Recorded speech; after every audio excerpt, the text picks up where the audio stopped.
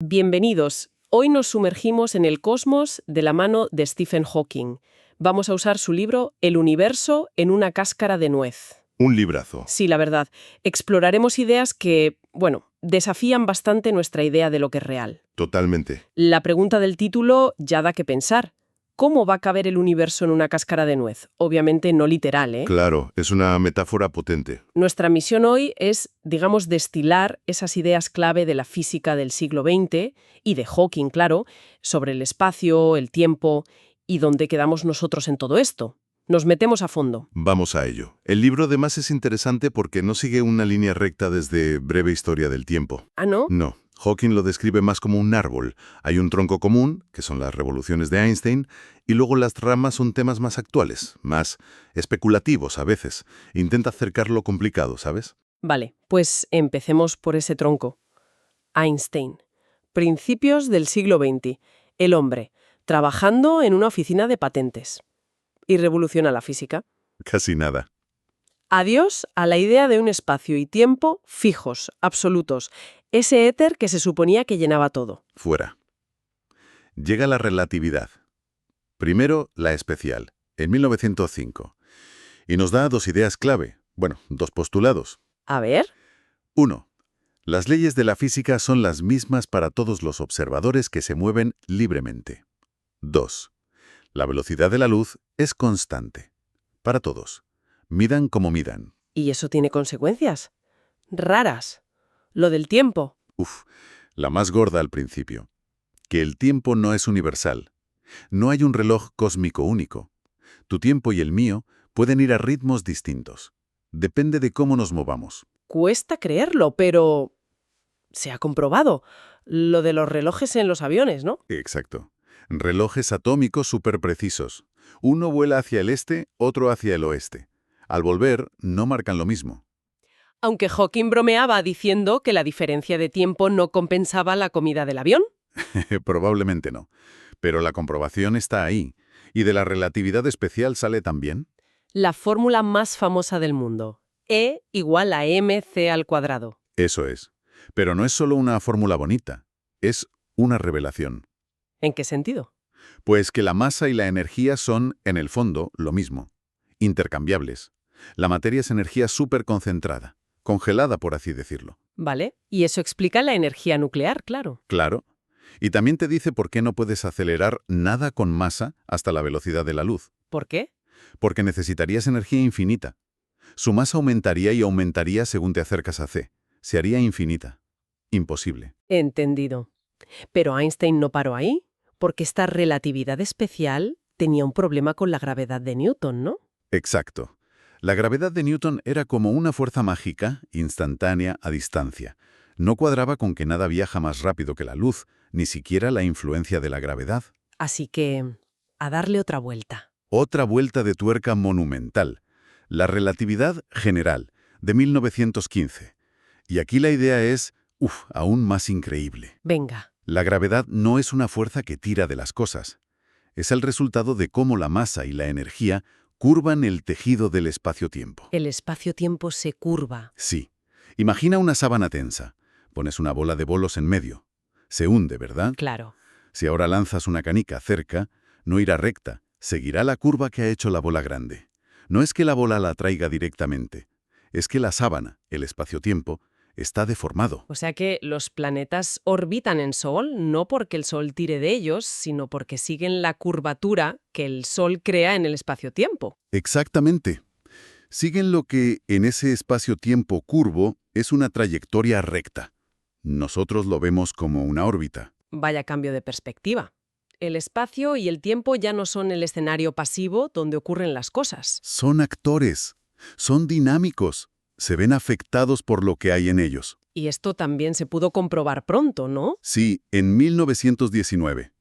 Durante un eclipse solar, se midió cómo la luz de estrellas lejanas se desviaba al pasar cerca del Sol, justo como predecía la teoría por la curvatura del espacio-tiempo.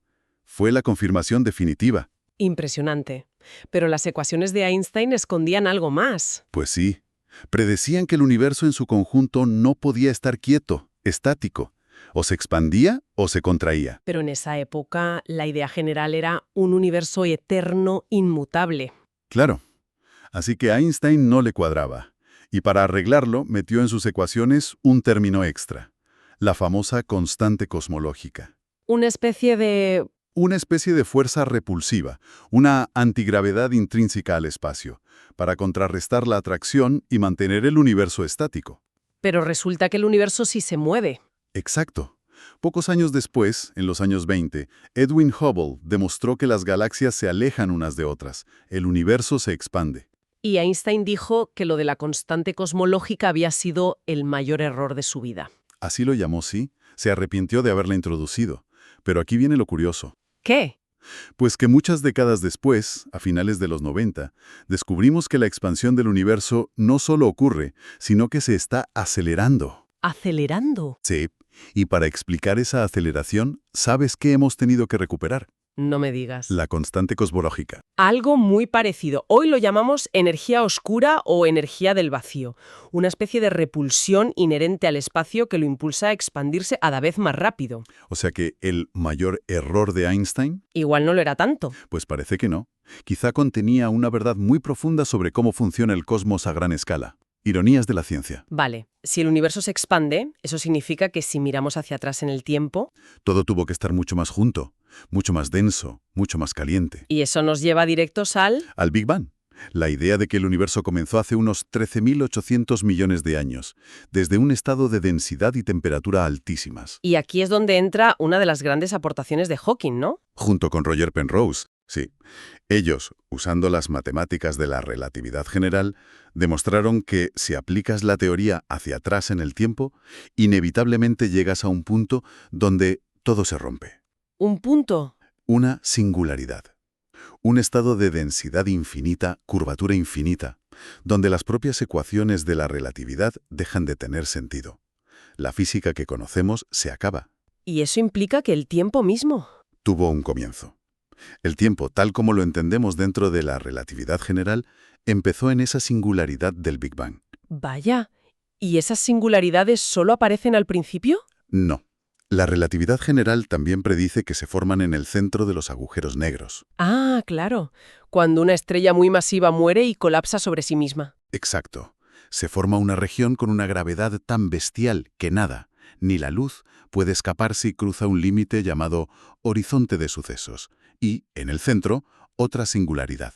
Otro punto donde la teoría predice un fin del tiempo para cualquier cosa que caiga dentro. O sea, las singularidades son puntos donde la relatividad general, nuestra mejor teoría de la gravedad, dice hasta aquí llegó. Básicamente, sí.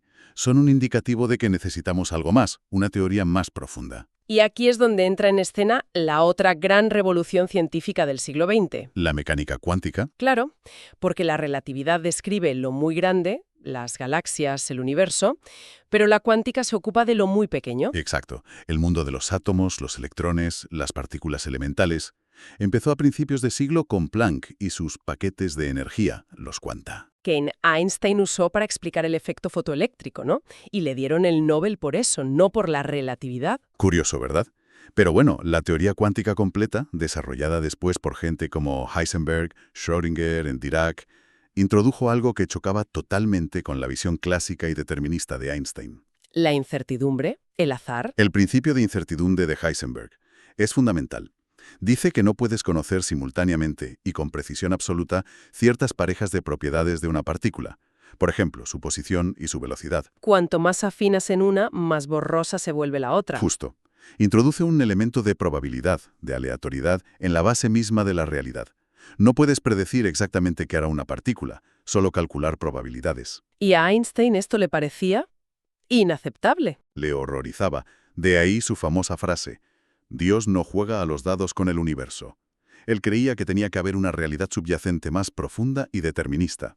Pero la cuántica funciona. Increíblemente bien. Es la base de casi toda la tecnología moderna. Transistores, láseres, ordenadores, medicina nuclear. Funciona, aunque sea antiintuitiva. Entonces tenemos dos teorías fantásticas, relatividad general para la gravedad y lo grande, y cuántica para lo pequeño y las otras fuerzas. El problema es... Que no se hablan bien entre ellas. Y sobre todo que hay sitios donde necesitas las dos a la vez. Las singularidades. Exacto. En el Big Bang, o dentro de un agujero negro, tienes muchísima gravedad, relatividad, actuando a escalas pequeñísimas, cuántica. Y ahí nuestras teorías actuales fallan. Necesitamos una teoría que las una, una teoría cuántica de la gravedad, La búsqueda del santo grial de la física moderna. básicamente. Y Hawking dedicó gran parte de su carrera a intentar avanzar en esa dirección, proponiendo ideas muy audaces. Como lo del tiempo imaginario. Suena a ciencia ficción total. ¿Qué es eso? A ver, no es que exista un tiempo paralelo donde viven los unicornios, ¿eh? Es una herramienta matemática, un truco de cálculo, si quieres. Un truco. Sí. Imagina que en lugar de medir el tiempo con números normales, 1, 2, 3 segundos, lo mides usando números imaginarios. ¿Recuerdas la i, la raíz cuadrada de -1? Vagamente de las matemáticas del instituto. Bueno, pues si usas tiempos como i segundos, 2i segundos, resulta que matemáticamente ese tiempo imaginario se comporta de forma muy parecida a una dimensión espacial más. Como si tuviéramos 4 dimensiones de espacio en lugar de 3 de espacio y una de tiempo. Algo así en términos matemáticos. La distinción entre tiempo y espacio se difumina. No es algo físico que experimentemos. Es una forma de hacer los cálculos. Vale. ¿Y para qué sirve complicarse así la vida? Ah, pues sirve para algo muy importante. Intentar deshacerse de la singularidad del Big Bang. ¿Cómo? Porque si describes la historia del universo usando tiempo imaginario, resulta que esa historia puede ser como la superficie de una esfera. ¿Una esfera? Sí, piensa en la superficie de la Tierra. Es finita, tiene un área limitada, pero tiene bordes. Tiene un punto singular donde se acabe. No, no tiene bordes. Puedes dar la vuelta. Exacto, pues la idea de Hawking y Jim Hartle, la propuesta de ausencia de contornos, es que en tiempo imaginario el universo podría ser así, finito, pero sin un borde inicial, sin una singularidad donde todo empieza de forma abrupta. O sea, el Big Bang no sería un punto explosivo salido de la nada, sino más bien... Como el Polo Sur. Esa es la analogía perfecta. El Polo Sur es un punto en la Tierra, pero no es un borde. No puedes ir más al sur del Polo Sur. Es un punto perfectamente normal de la geometría. Entonces, el comienzo del universo sería un punto suave en ese espacio-tiempo de 4 dimensiones, contando el tiempo imaginario como una espacial, sin necesidad de un antes. Esa es la propuesta. El universo sería autocontenido, no necesitaría una causa externa, ni un momento de creación a partir de la nada. Simplemente sería. ¡Wow! Eso sí que es intentar meter el universo en una cáscara de nuez, un sistema completo en sí mismo. Es una idea muy potente, sí, aunque sigue siendo una propuesta teórica, claro. Y a toda esta complejidad le sumamos otra idea de la cuántica que es desconcertante, lo de las múltiples historias de Richard Feynman. Sí. La formulación de la cuántica de Feynman dice que para ir de un punto A a un punto B, una partícula no sigue un único camino, sino que explora todos los caminos posibles a la vez. Todos, incluso los más raros. Todos. Cada uno con una cierta probabilidad o amplitud, y lo que observamos es el resultado de sumar todas esas posibilidades. Vale. ¿Y si aplicamos eso a todo el universo? Pues llegas a la idea de que el universo no tiene una única historia pasada, sino que ha explorado todas las historias posibles para llegar al estado en que lo vemos hoy. Todas las historias posibles. Pero entonces, ¿por qué nuestro universo es como es?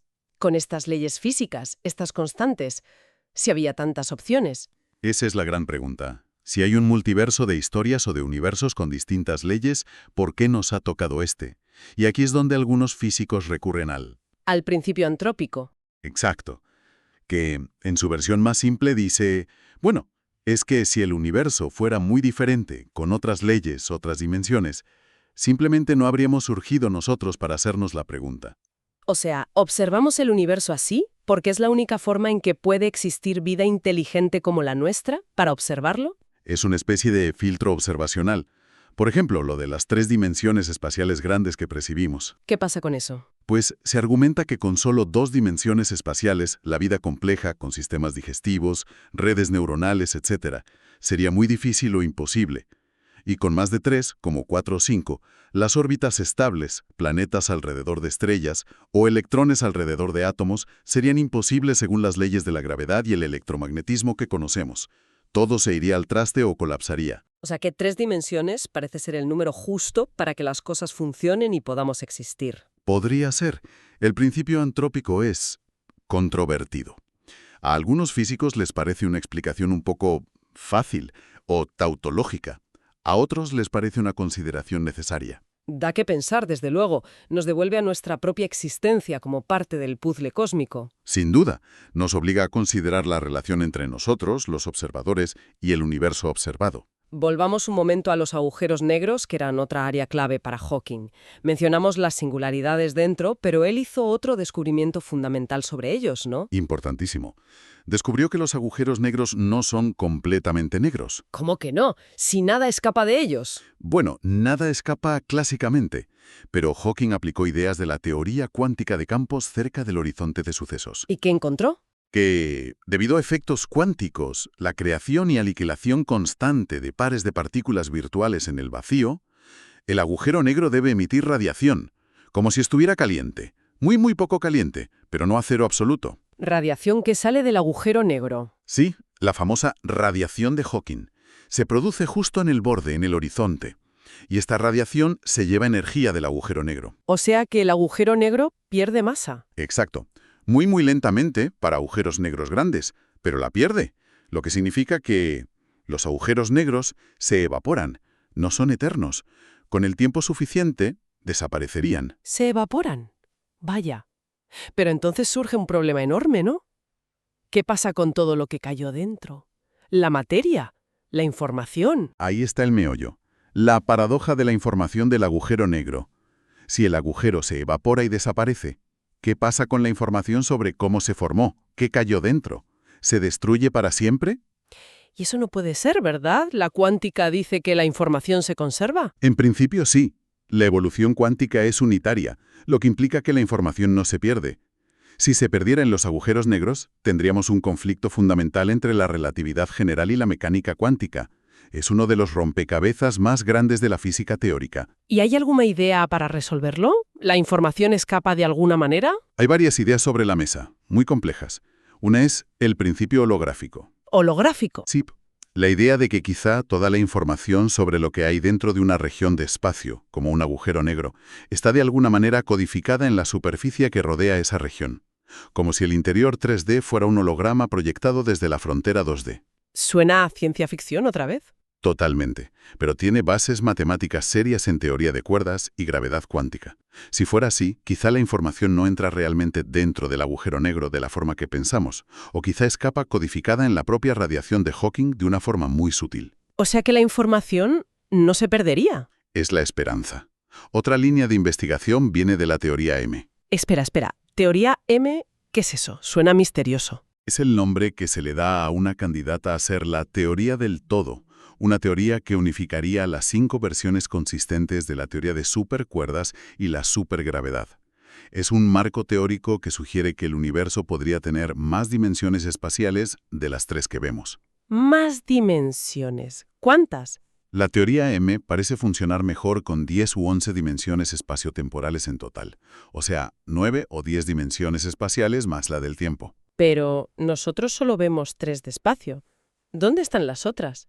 Hay varias posibilidades. Podrían ser muy pequeñas, enrolladas sobre sí mismas a una escala minúscula. Por eso no las percibimos. ¿O Podrían ser grandes. grandes? ¿Cómo? En algunos modelos llamados de mundos Brana, Brana viene de membrana, se propone que nuestro universo visible con sus 3 dimensiones espaciales es como una membrana o brana flotando en un hiperespacio de más dimensiones. A ver si lo pillo. Como si fuéramos personajes planos viviendo en una hoja de papel, nuestra brana, que está dentro de una habitación tridimensional, el hiperespacio. Es una buena analogía. Nosotros, y casi todas las partículas y fuerzas, estaríamos confinados a movernos en nuestra brana de 3+1 dimensiones. Pero la gravedad... ¿Qué pasa con la gravedad? La gravedad, al ser la geometría del espacio-tiempo, sí podría sentir esas dimensiones extra. Podría escaparse o diluirse en ellas. Y eso podría explicar por qué la gravedad nos parece mucho más débil que las otras fuerzas, como el electromagnetismo. Exacto. Esa es una de las grandes motivaciones de estos modelos, que la gravedad sea débil porque actúa en más dimensiones de las que vemos. Vaya tela. ¿Y esto se podría comprobar de alguna forma? Pues aunque es muy difícil.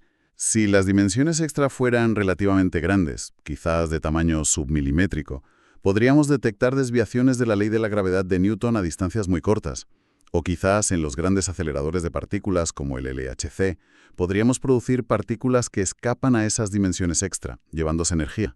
O sea que no es pura especulación loca.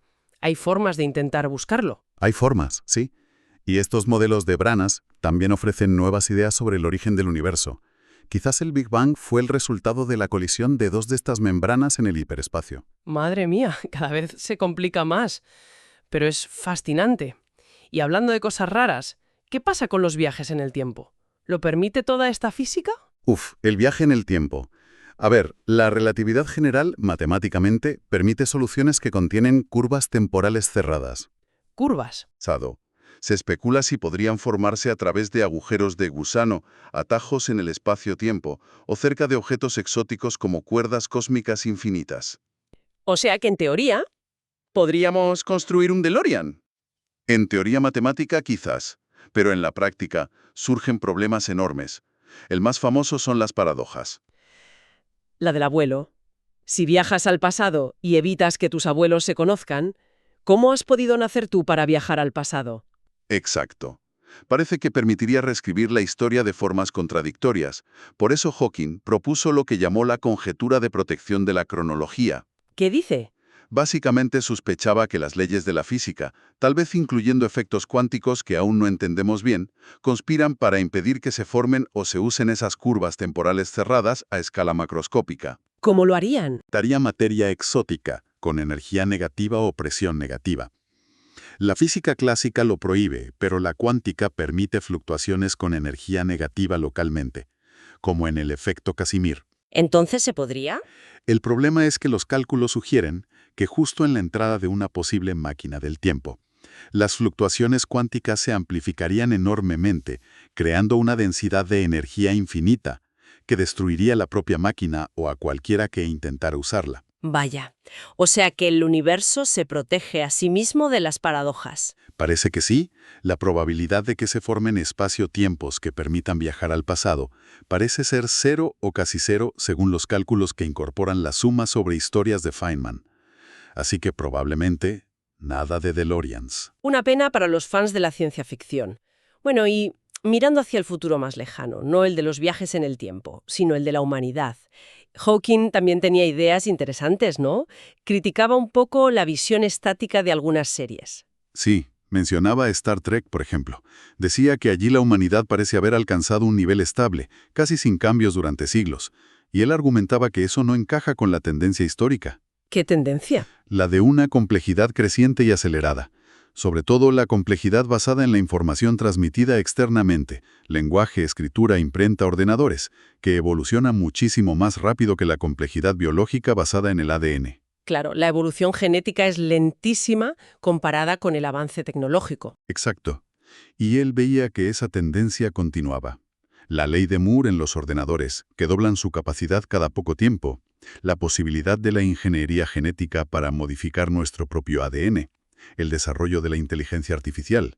Creía que eso nos llevaría... Sugería que esta aceleración podría continuar, llevándonos a futuros muy distintos a nuestro presente.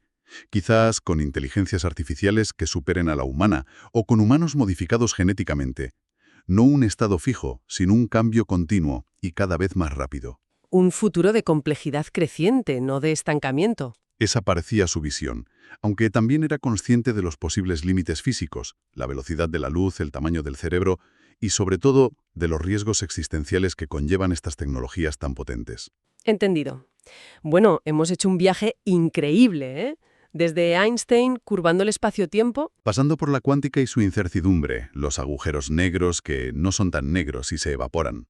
La idea de un universo sin principio definido, con el tiempo imaginario, las múltiples historias, el principio antrópico... Y acabando con dimensiones extra, universos membrana, la búsqueda de la teoría del todo. Es que el panorama que nos deja la física moderna, con Hawking como uno de sus grandes exploradores, es asombroso. Sí, la verdad es que el universo resulta ser mucho más extraño, más complejo y más fascinante de lo que podíamos imaginar hace apenas un siglo. Esa cáscara de nuez de Hawking contiene no solo lo que vemos, sino todas estas preguntas profundas sobre de dónde viene, cómo funciona y a dónde va. La búsqueda de esa teoría unificada, la que junte relatividad y cuántica, sigue siendo el gran desafío, ¿no? El objetivo final, sí. Entender las reglas fundamentales del juego cósmico en su totalidad. Y después de todo este recorrido, ¿con qué nos quedamos? Quizás volviendo a esas ideas más especulativas del final, lo de las dimensiones extra, el principio holográfico, te deja pensando en qué es realmente la realidad. Puf, sí. Si de verdad pudiéramos ser como sombras en una pared, proyecciones de algo que ocurre en más dimensiones, o si toda nuestra realidad tridimensional pudiera estar codificada en una superficie lejana, ¿qué significaría eso para nosotros? ¿Qué somos? Es una pregunta que te vuela la cabeza, ¿verdad? Entramos ya casi en la filosofía, partiendo de la física más avanzada. Nos deja reflexionando sobre nuestro lugar en este cosmos inmenso y, la verdad, bastante desconcertante. Pues ahí queda esa idea resonando. Una buena pregunta para seguir dándole vueltas. Muchísimas gracias por este viaje tan alucinante por el universo de Hawking. Un placer, como siempre. Ha sido fascinante recordarlo.